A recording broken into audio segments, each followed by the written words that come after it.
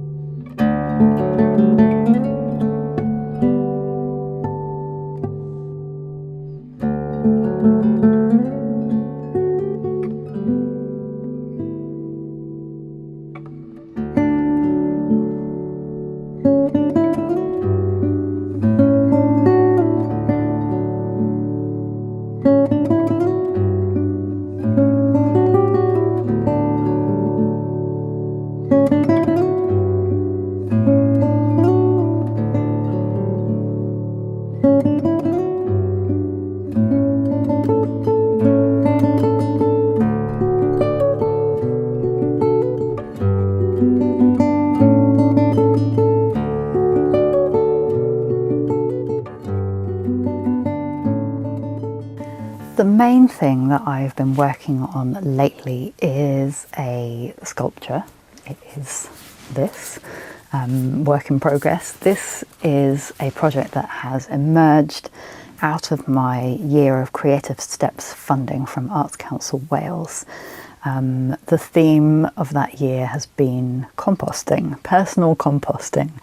After my break to recover from autistic burnout, I really felt like I had an opportunity for a new beginning in my creative practice, and I've spent this year experimenting. I'm sure you've noticed that in my videos. I've been trying different things, learning different things about myself, thinking about the future and what the future looks like for my work.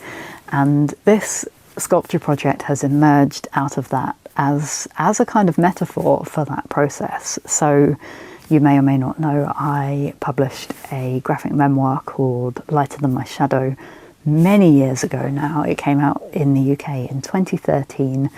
That's a long time ago. And I have a lot of mixed feelings about that book. I'm obviously very proud of it. It's a 500-page book that represents 5 years of work and my life, but also is a past version of me, and I go back and look at it now and think, oh my goodness, I wish I could go back and tell this kid, by the way, you're autistic, by the way, you've ADHD, by the way, you're queer. Or, like, it's missing all of that context.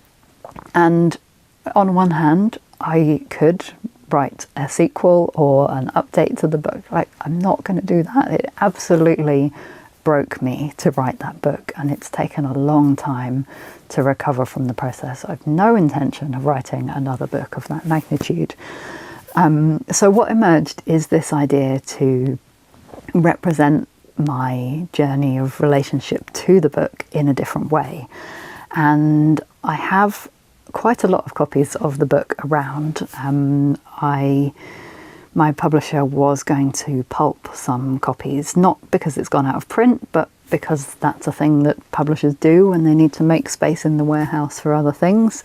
So they offered me a bunch of free copies. I said yes, because what else are you going to do? They're going to recycle them if I don't say yes. So I've had quite a few spare books hanging around, and I decided to process them into a sculpture that represents something about my relationship with the book.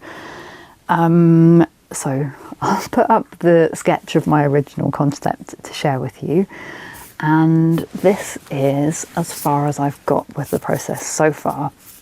And it's going to look like I just sat down and made this happen straight from the sketch, because it now looks like the sketch, which I'm very excited about.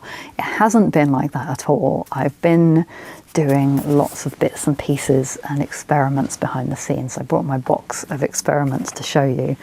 So this was the first coiled paper experiment that I made. But before that, I was doing a lot of sort of cutting and processing different shapes. I've made some leaves. As part of my Arts Council Wales funding, I went on a workshop earlier this year and processed some of the book into recycled paper. I'll share more of that process when I come to use the recycled paper. It's a beautiful texture, and I think it's going to form the bark on the outside of this sculpture, so I'll share more of that at some point.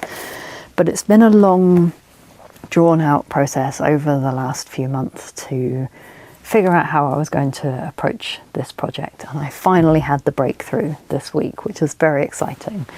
So you can see here the copy of the book that I've been processing into this new form.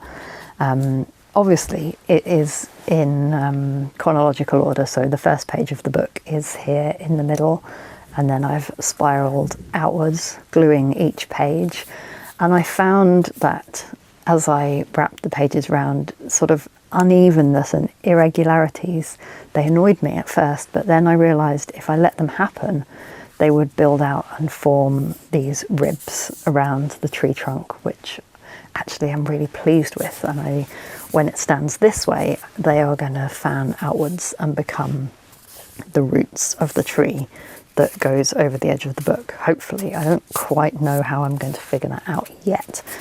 But I am soon to be attending a residency, my first ever actual artist residency, which I'm very excited about. It's another thing that's come from my year of Creative Steps funding from Arts Council Wales.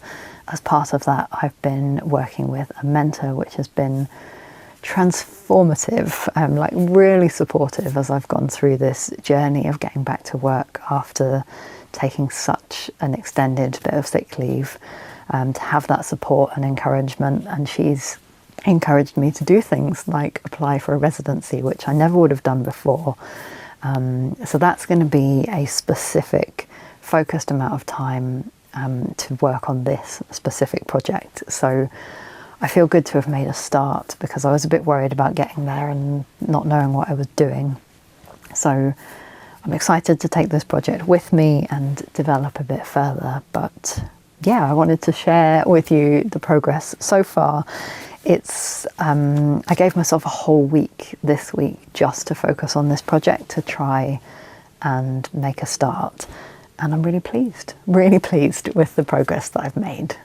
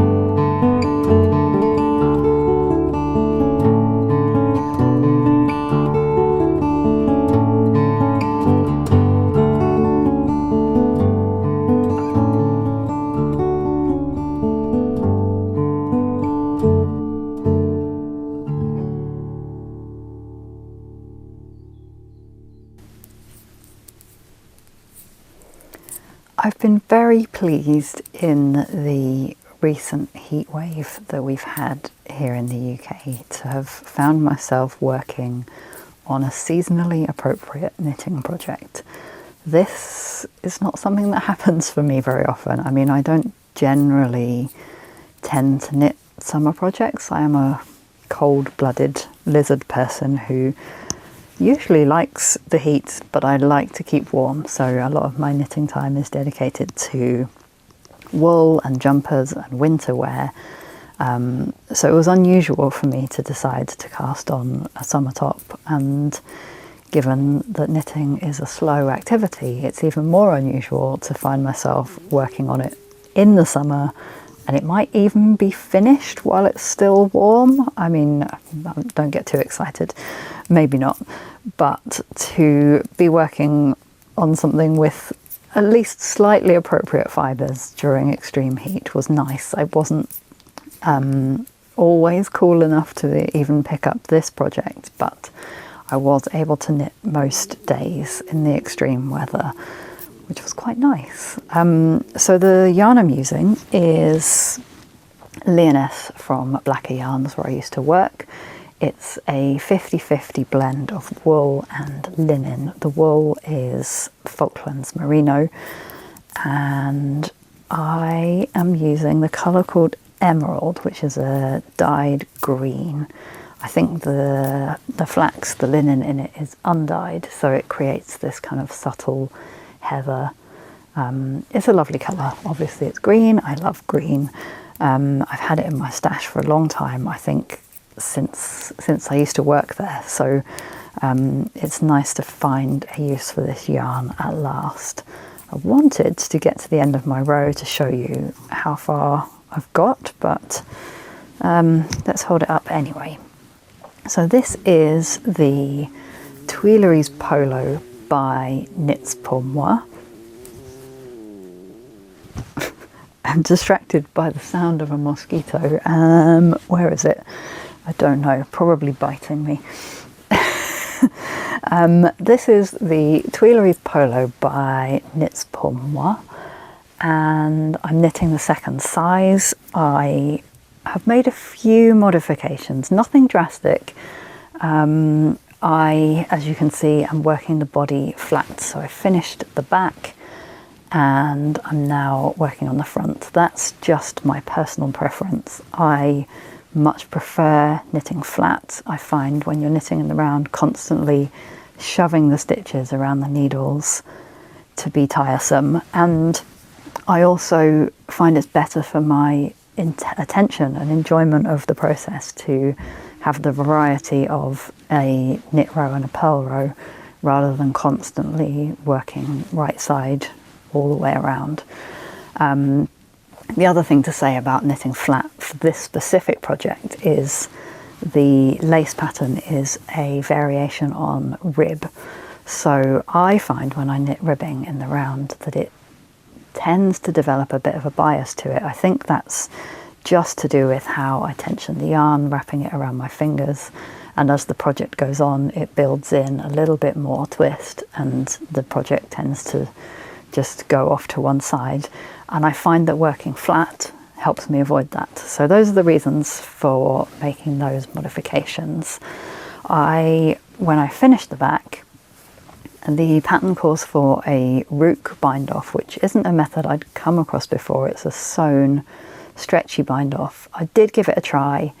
I didn't love it. I just really like when ribbing is finished with a tubular bind off, so I unpicked the recommended bind off and went back and did my favourite kind of bind off, a tubular.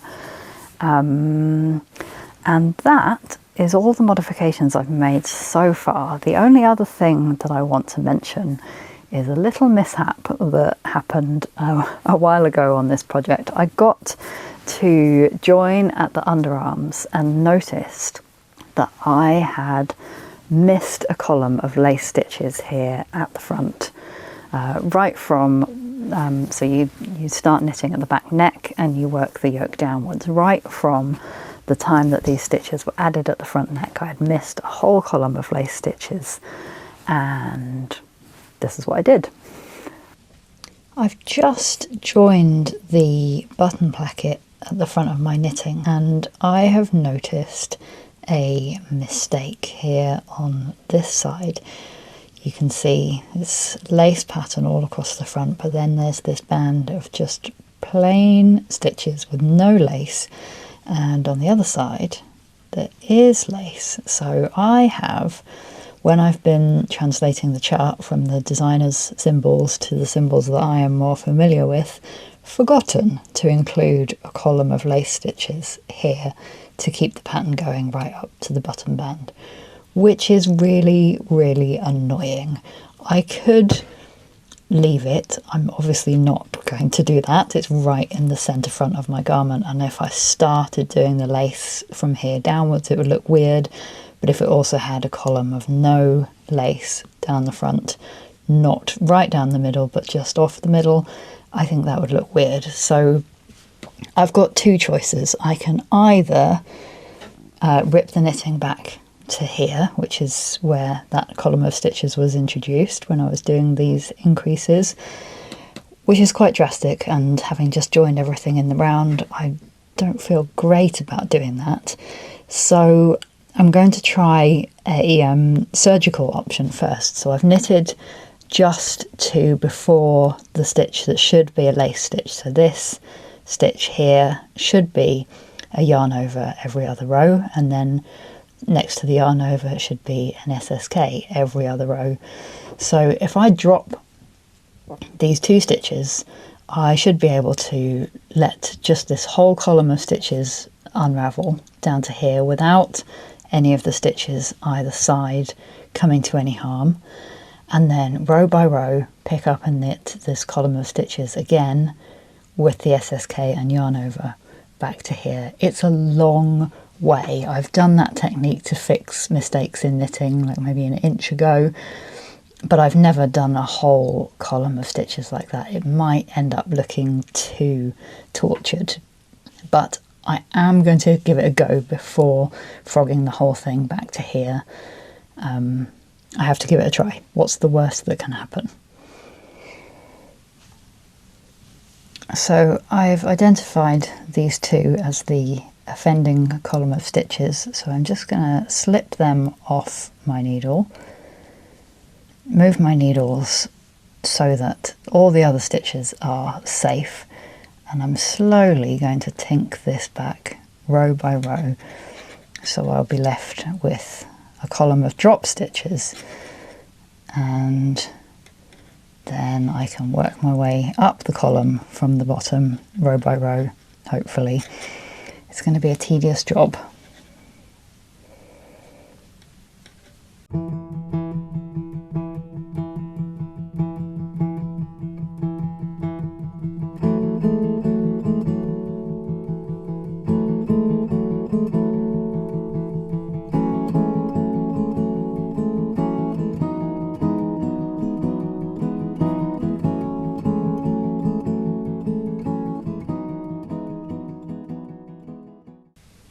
Now I've just about unravelled the whole column of stitches. I'm taking it slowly and carefully because I obviously don't want to unravel right to the edge here. So I'm going to just carefully tease the stitches out one row at a time, and then catch the remaining live stitches on my double pointed needle, ready to work upwards.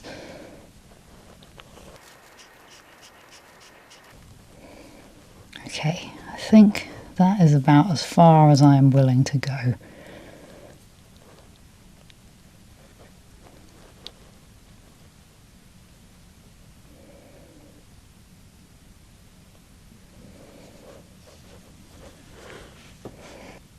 The first thing I need to do is establish whether I'm starting down here with a right side row or a wrong side row, so that my lace pattern lines up with the rest of my garment. And it's a bit tricky to read side to side because there's a column of plain rib here before the decreases and yarn overs. So instead I'm going to read from the row that I'm working. So I'm working a row that has a decrease and a yarn over, so that will be a right side row. then I will work down, counting these threads individually. Wrong side, wrong side, and so on. I'm going to do it off camera and check my working twice to make sure that I'm sure before I start knitting the stitches. So wrong side, right side, wrong side, right side, wrong side, right side.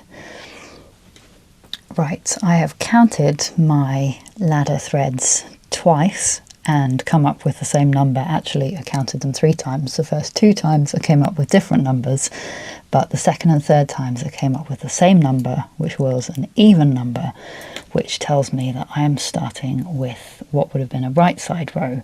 So I am working my decreases. So I need to pick up this first thread as though it were a yarn over and not drop my stitches already. That's not a great start. This first thread as though it were a yarn over, and then perform an SSK. So knit those 2 together, and then where's my thread that I used for the yarn over? It's here. Pass those 2 stitches over the top, and if it looks really fiddly and awkward, it is. And I've got about 50 rows to do this for, so I'm going to be here a while. The good thing about doing it on double pointed needles is I can just slide that over that way, ready to perform my next row, which is a wrong side row or plain row. So that will just be simply knitting the stitches.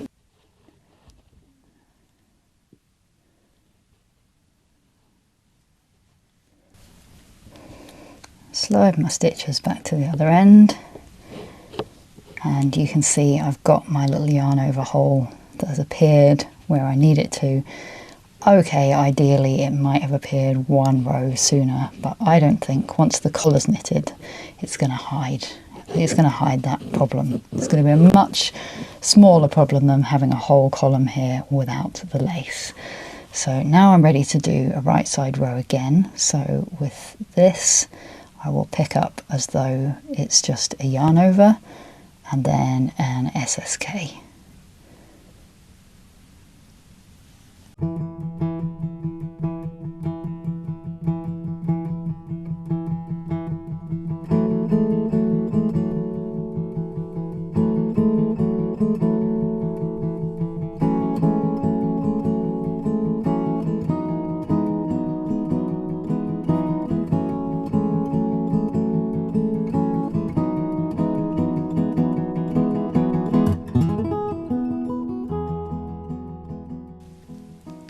Just got 2 strands left to pick up now, and actually I'm pretty pleased with how it's gone. If you look closely, the SSKs do look a little bit tortured. They're not as neat as the ones that I did when I was knitting, but I think once it's blocked, your eye will go to the holes rather than to the decreases next to the holes, and it should all even out. So yeah, I'm pretty pleased. It's taken me about 45 minutes to fix, which is obviously less time than it would have taken if I'd had to fold back and re-knit this whole section. So as a fix, I'm pretty pleased.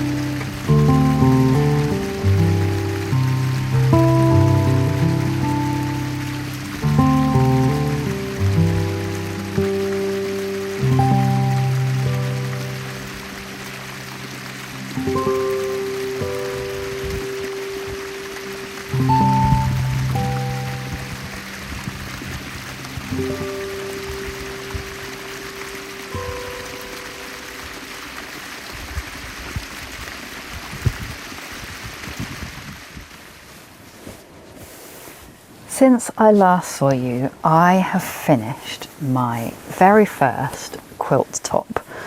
This is the Kissing 9-patch quilt by Lydia Gluck. You can buy it through Pom Pom magazine. And well, patrons will know because I've been talking about this for a while. I didn't love the process of making my first quilt top, I will be honest. Reasons for that are because mostly I didn't take Lydia's advice and make a small quilt for my first one.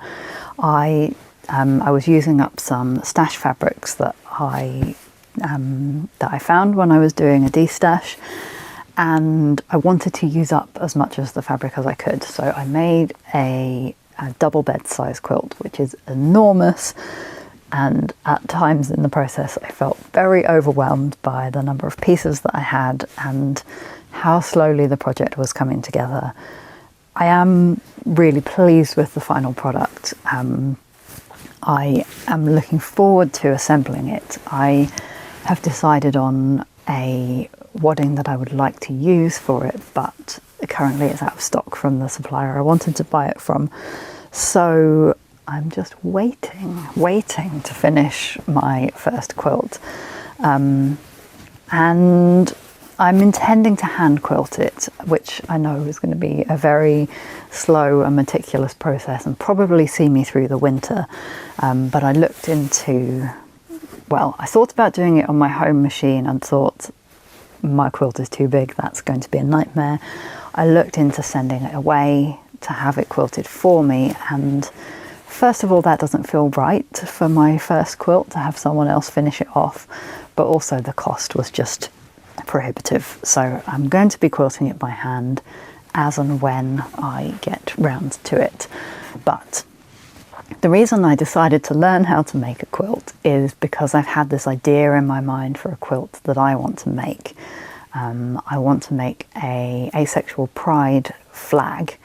And I'm very excited about this project. I wanted to make it double-sided because there is the original Ace Pride flag, the 4 colours, and there's a new design that's been proposed recently, the Universal Ace Pride flag, which I really like. It's been developed in response to 3 years of research amongst the community, and I really love the thought and process that's gone into the meanings of the flag. So I want to make this quilt that represents both flags. So I have one on each side, the original flag on one side and the Universal Ace Pride flag on the other side.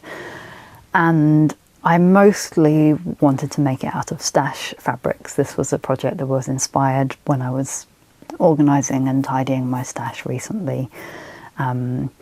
It won't surprise you to learn that I didn't have a lot of fabrics in the colours of the Ace Pride flag, which are purple, black, grey and white. So I have had to buy some bits and pieces to supplement it. I'm at the stage where I have ordered some swatches and samples to check colours, because I want the colours of the flag to be right.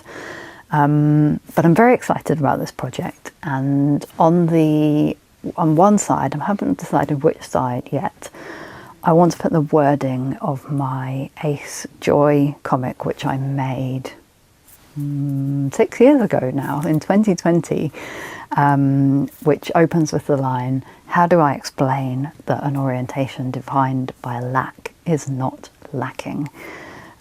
Those words still feel really important to me, and I want to either embroider or applique them on the quilt somehow. What's going to go on the other side, I haven't decided yet, but this is a project that's percolating in my mind. This is what inspired me to have a go at making a quilt and learn the process. The Kissing 9-patch has been perfect for learning lots of new skills and techniques that I can now take into my own quilt design, which I'm very excited about. The other thing that I want to mention in relation to my Ace Joy comic is, if you're in London, The newly opened Quentin Blake Centre for Illustration has an exhibition on at the moment called Queer as Comics. I haven't had a chance to go along yet. I'm hoping to either next month or the month after. It runs until October. It's a celebration of the history of queer comics and the power and importance of queer comics. And my Ace Joy comic is included in the exhibition, which is such an honour. I was like really bowled over to receive the email inviting me to be included, not like, you know, me personally, but also for asexuality to be included. It's, you know, we're the letter that often gets dropped off the end of the LGBTQIA plus. We're often overlooked or forgotten about, and yeah, it means a lot to have that comic included. Yeah, and I'm very excited to go and see the exhibition, and I'm sure you can tell, very excited about my quilt project idea too.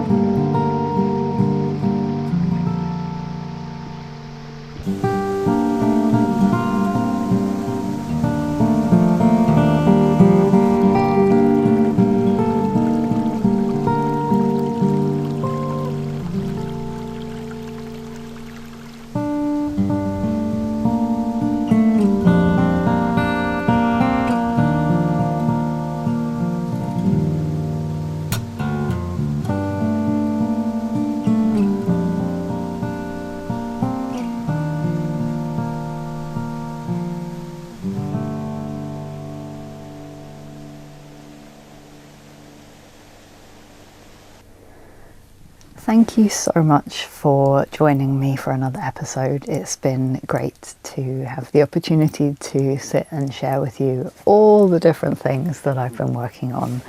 If you want to catch me between now and next time, the best place to do that is on Patreon. You can join for free and get access to my newsletters, or become a paid member and get access to extra videos behind the scenes in between all the videos that I share here on YouTube.